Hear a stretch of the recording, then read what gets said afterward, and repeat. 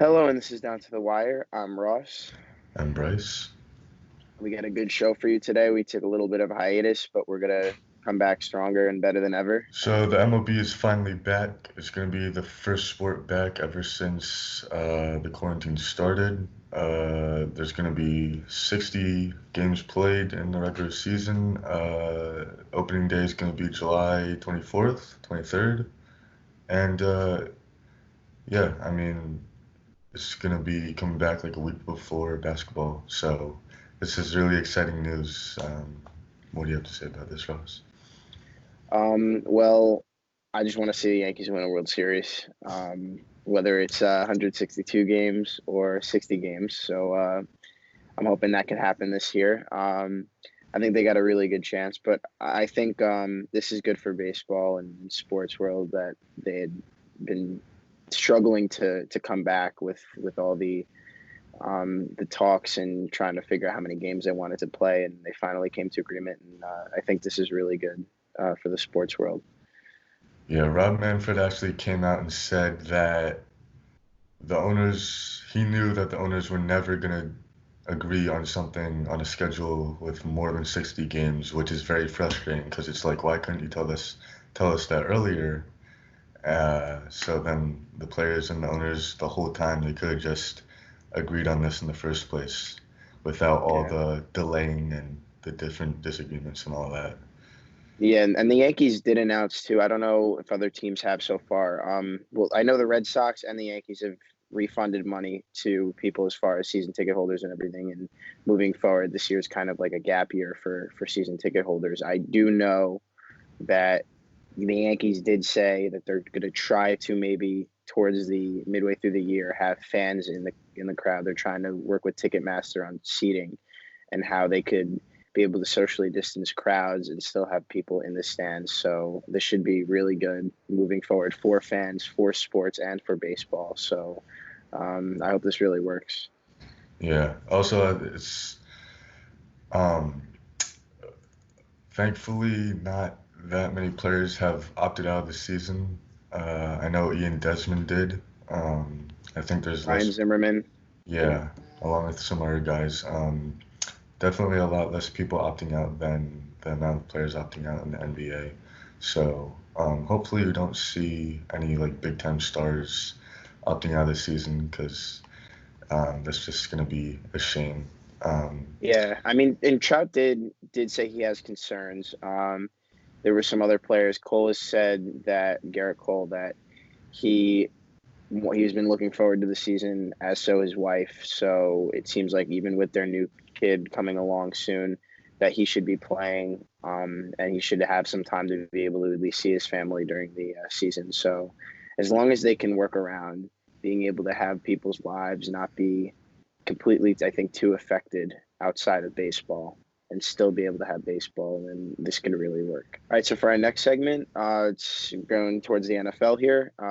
Jamal Adams, we do know a couple weeks ago, did request a trade from the Jets, and the Jets have been very iffy throughout I would say, the past year or so, with wanting to re-sign him to a new deal, a long-term deal. Now he was under contract, and it will be this year, and that's it. But years prior, they did have 2 years or 3 years on his contract left, and they weren't necessarily willing to give him the money right away.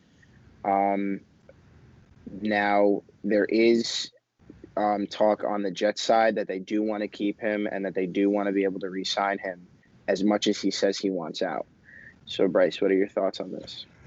yeah, I mean, as much as you may want out, the Jets should definitely do everything they can to keep him around. He's a key piece to that team. Uh, and I mean, you know, nowadays I feel like in almost all sports, the players are getting more and more power. So, unfortunately for Jets, maybe he ends up, you know, uh, demanding a trade and they have no choice but to trade him. But if they can find a way to make him happy and want to stay, that's definitely something they should do. And I mean, I don't really want. I mean, I know, I crap on the Jets a lot, and I don't like them, but I don't know. I feel like it would be weird to see him on a different team. So for the Jets' sake, I'm hoping that he finds his place on the team again. Yeah, I mean, as a Jets fan myself, I don't really know how to feel about this. I think if the Jets really thought that they were this good of a team, like last year they thought they were a playoff team, but everyone did get hurt. I think if they had a fully healthy team, I mean, they did have that good second half of the season last year that they may have could have been on that playoff side of things, maybe not make it, but been closer. So this year, I think if they think they're actually this good and they have their offensive line bolstered up and they've given the contracts they need to everyone else except for maybe Sam Darnold if he ends up becoming good and they need to sign him. Other than him, there's really no one else on the team that needs money. So why not throw your money to the guy who's bolsters your defense, who keeps everything down? I mean, I know he's not a lineman or a pass rusher, but he does it a lot. He does pass rush as a safety. He does play coverage, and he's not necessarily a cornerback where we've seen a few cornerbacks lately where you pay them a lot and then they end up not being maybe what they could have been throughout their whole contract at Darrelle Revis.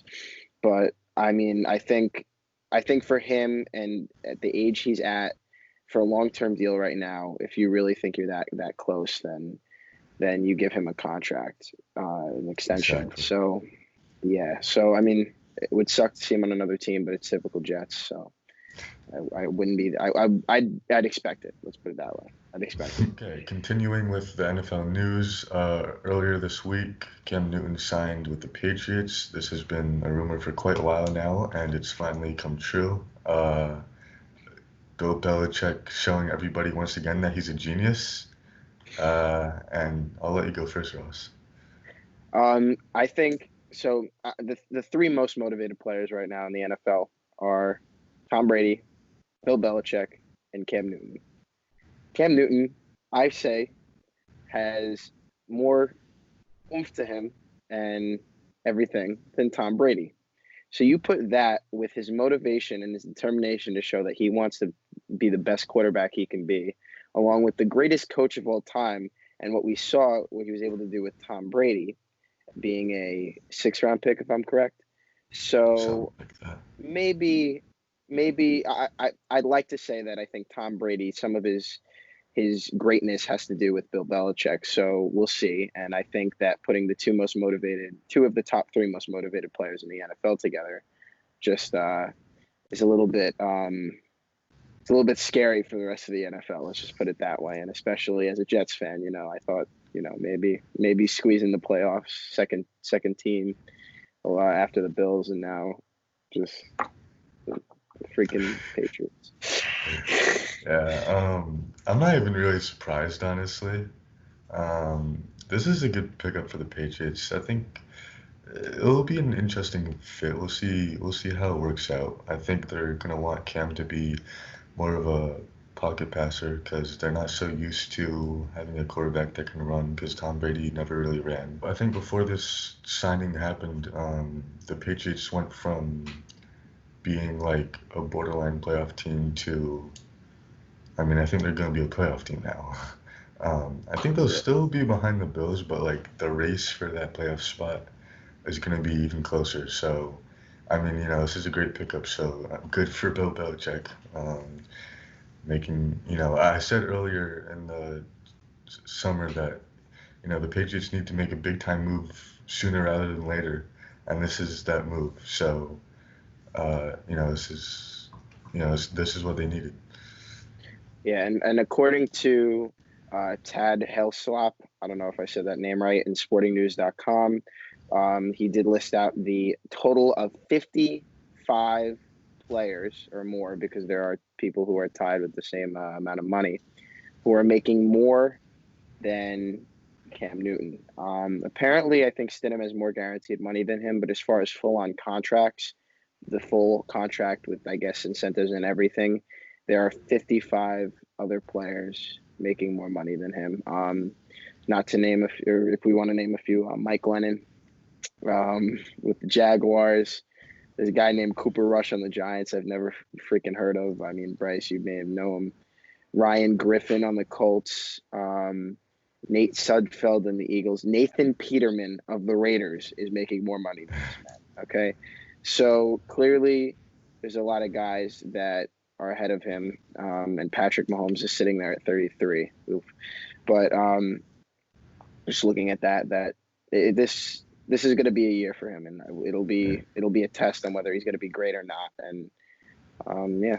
Yeah, Cam Newton also tweeted out that it's not about the money for him, so I don't really think he cares. But he is like the least paid star quarterback in like the last 20 years or something. So, Well, he is getting. I think he's still getting some guaranteed money from the Panthers contract. If I was correct, it may have been close to 10 million. I could be wrong. Don't quote me. And there are some other money here and there that he got from other places. He does have his endorsement deal, so it's not like he's making no money. He's making more than most guys.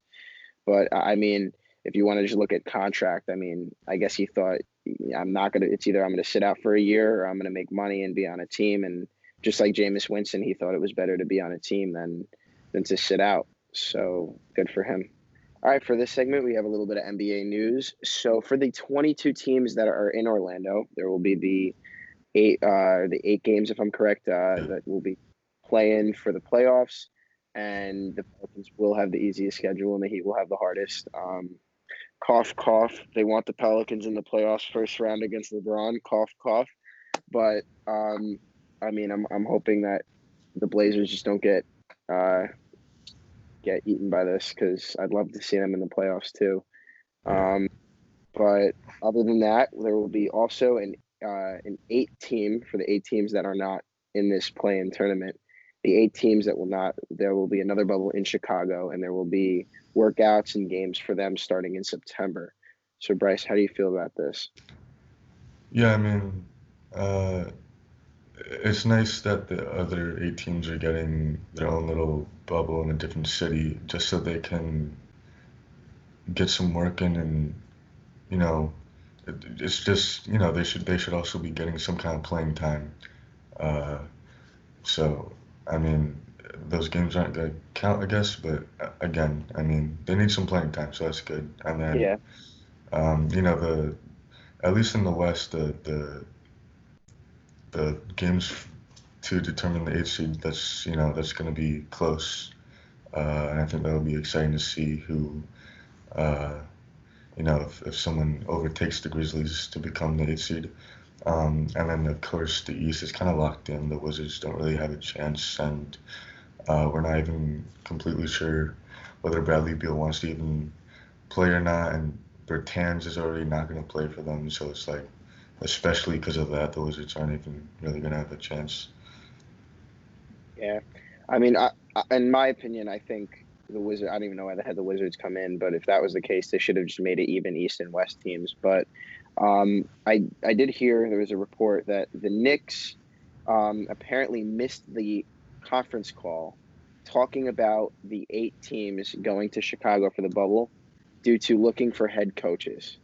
Now, this is pretty sad. You gotta how do you not have at least one person sit in this conference call? I don't even care if it's Joe Schmo sitting on the bottom of the front office scale, but at least have someone, pay someone to go, pay me to go in there. I'll go in there and listen to it. So you have someone representing you. It doesn't make sense. The Knicks are all over the place. I think that's the storyline and the thing we will get throughout this whole thing, that the Knicks are still crazy. Zion did get bigger. He got a lot more cut, lost some fat. Apparently there was reports that he did lose 25 pounds of fat and 10 pounds of muscle, which means he'd be at about 270 because he was at 285. And Victor Oladipo just announced he will not be playing. So there's going to be a lot going on with players playing and not playing, and what's going to happen with that. Yeah, that's a huge hit to the Pacers. They've actually been playing really well without him, and I think they would only do so much better with him. So that's tough to hear for them. Yeah. Good for Zion for losing that weight. I think he needed that. Also, apparently Ben Simmons has been doing Pilates and gained 12 pounds. So whatever that means for him. And that Knicks news, that's a typical Knicks mistake. I hope that doesn't mean that they can't play in the the 8-game regular season. I Yeah, think they'll play. I mean, they can't just take the Knicks out of it. I just don't yeah. know why I mean, the that's an Knicks can't. important conference call. How you can't get there just doesn't make sense to me, or how you can't have someone there. Like again, have just someone sit in and listen for you. Like Yeah, that is just insane. But I mean, obviously, the way Adam Silver is, I guarantee he caught them up and he made sure that they knew what was going on, yeah. or at least someone knew knew what was going on for them. But there's going to be a lot with you're allowed to. There's going to be a list of things you could put on the back of your jersey for players as far as the Black Lives Matter movement and social justice. So I think that the NBA and other sports are going towards the right direction with that too. So there's going to be a lot to take in with basketball, I think, compared to any other sport when it comes to stuff on and off the court, especially with all the reports of COVID cases that they've had compared to other So sports. you guys already know that our last segment is always the standings for some kind of league, but the latest one we've been doing is the NFL. So today we're going to be covering the NFC North. Ross, would you like to go first with your NFC North order? Yeah, so I'm going to go with it's going to be tough. I'm going to probably say Packers, Vikings, Bears, and then Lions. Um, what about you, Bryce? I'm gonna go the same order as it was last year, which is what you said. Maybe the Vikings can make some noise and steal the number one spot, but for the most part, other than that, I think it's gonna be the same. Yeah, I think honestly it'll be like Packers, Vikings could switch and Lions, Bears could switch, but I mean I think it should be about the same as Yeah, last year. yeah. And then, what team do you have being the most improved? The most improved I have is I think the Lions. I think they'll get a few more wins than last year. I think um, some of the moves they made this offseason were good, and I think Matthew Stafford coming back, hoping he's completely healthy and completely at 100%, that he can do some damage for them. I just don't think that him and whatever else they have is enough to move up. But I think they'll be the most improved from last year. Because they only had 2 wins last year, so Right. we'll see. Yeah, most improved, I'm gonna go with the Bears. They ended up being 500 last year. I think I don't think they're going to be a playoff team, but I think they can kind of put some pressure on the Vikings and be like right behind their tail. So I think they're going to improve their record tremendously and make themselves a more serious contender. And then lastly, British future. Brightest future, man, this is tough. I'd say the Vikings. I'd go with the Vikings because I don't know. I don't think anyone knows where the Bears are going with this crap trading for Foles and Trubisky. I think there's too much up in the air for them. I think the Lions with Stafford getting older, I don't know if their future is looking great, even if he does come back healthy. I think the Packers are going to be a one big hellhole when Rodgers is up and out of there. Yeah. I think he won't. I don't think he'll end his career with the Packers, but I think he'd be very content if he did. If he still had a few years even left to play in him before they went with the guy they drafted after him, or the guy they drafted this year, first round, and then the Vikings just because Kirk Cousins, I think is decent. I think some of the key pieces they have around him are good, and yeah, so that's what I'm going with. Yeah, I'm also going with the Vikings. I think they kind of have the brightest future by a landslide. Like what you said, Matthew Stafford's getting older, and that doesn't help the Lions. Rodgers is, I mean, we'll see. He might be on the brink of retirement, or maybe he revives his career. We don't know. So, that's gonna Well, there's be, really nothing to revive. He did good last year. Like I see where everyone thinks like he did fall off a little. Like that's gonna happen. You get older. You had a lot of injuries. I just think they didn't do enough around him. I think they didn't put enough around him, and they always think it's got to be him, and he can't do that at 36. Right. So, Yeah, but yeah, I mean, I think the Packers situation is kind of up in the air. And then the Bears, they're kind of up in the air too. I don't think they're like too far away from making a step in the right direction, but I think the Vikings are ahead of them. So yes, I think the biggest question I think for this whole division is going to be their running backs. Terry Cohen with the Bears, is he going to step up? They didn't give him a lot of playing time last year. Dalvin Cook, are they going to sign him? Are they not going to sign him? And the running back for the Packers, his name, oh my God, why am I blanking? Aaron Jones, and that's going to be another big thing. And if they're going to pay him, or what are they going to do? Is he going to be as good? So I think it's going to come down to the running backs and the support they're going to give to their teams. thank you guys so much for watching this episode. We really hope you enjoyed it. We're getting back to the grind after that hiatus. Sorry about that. We will put our Instagram link in the description, so make sure you go follow that. Subscribe if you're new, like the video, leave a comment if you want. We will see you next time. I'm Bryce. I'm Ross. Peace. See you.